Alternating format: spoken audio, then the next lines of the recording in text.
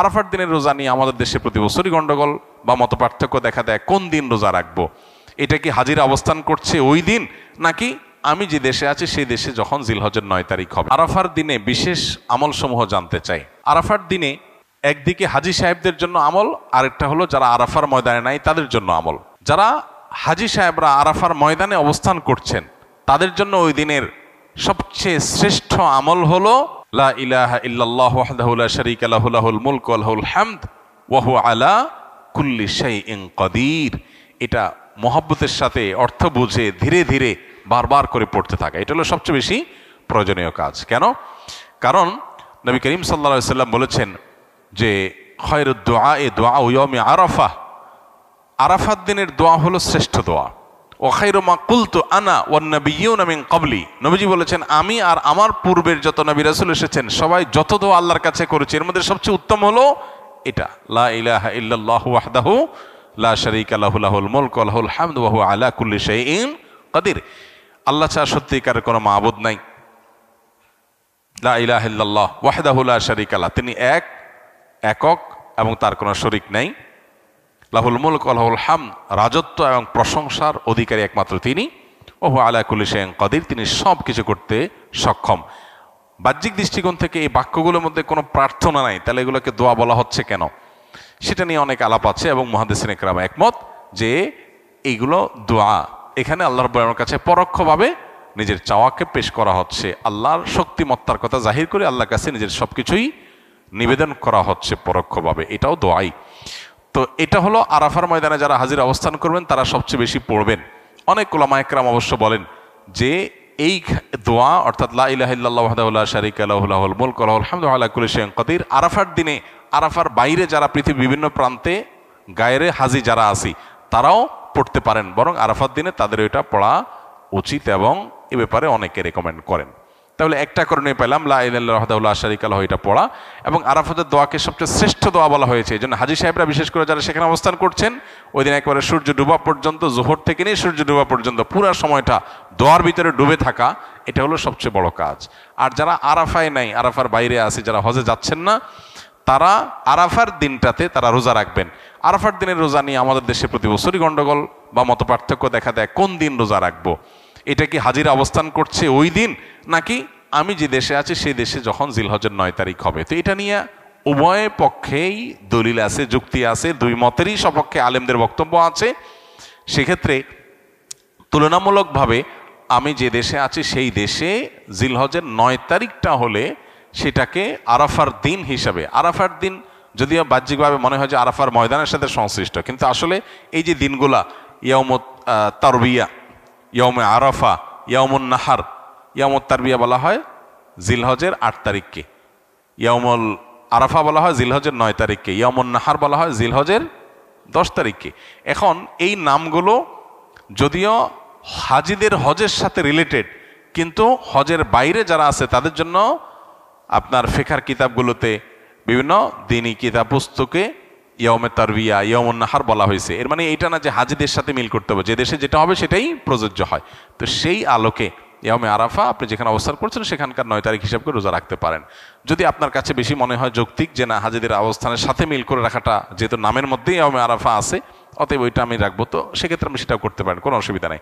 কোনো কোনো রেওয়ায়েতের আলোকে জিলহজের প্রথম 9 দিনের প্রত্যেক দিন রোজা রাখা উচিত, কারণ মামিন আইয়ামিন আল আমালুস সালিহু ফিহিন্না আহাব্বুলিল্লাহ মিন হাযিহিল আইয়াম, বুখারীর হাদিস রয়েছে।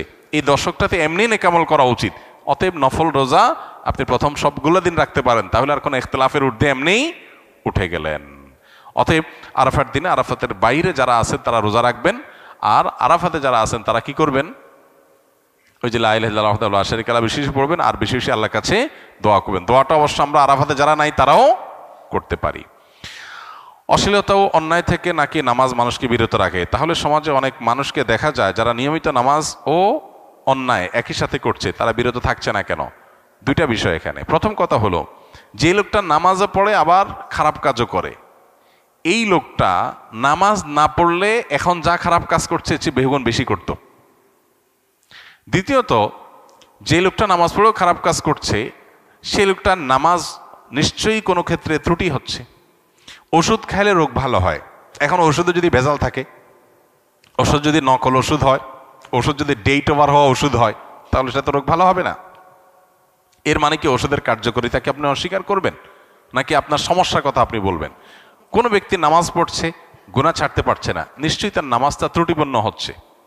যতটুকু হচ্ছে ততটুকু সুফল সে পাচ্ছে, যতটুকু ত্রুটি হচ্ছে ততটুকু থেকে সে বঞ্চিত হচ্ছে সুফল থেকে।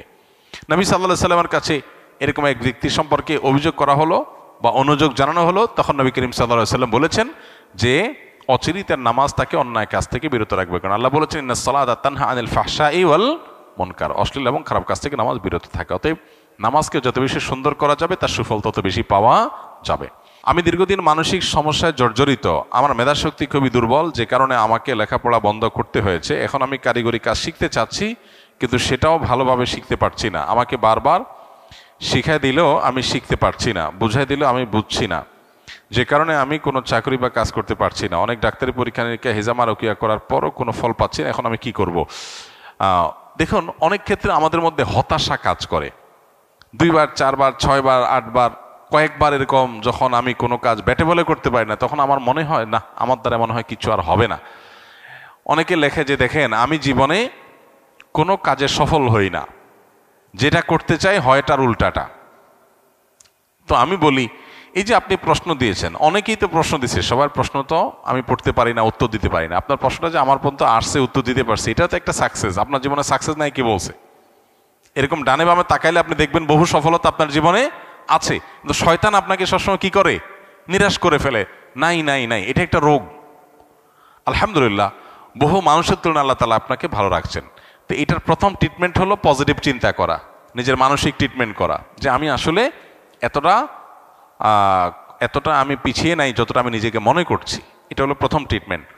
দ্বিতীয়ত হলো, আপনি কোনো কাজকে ছোট মনে না করে আল্লাহর নাম নিয়ে যেটা সুযোগ পান সেটাই শুরু করে দিবেন। আমাদের এখন বেশিরভাগ মানুষের অভাব হলো ভাবের। কিসের অভাব? ভাবের অভাব।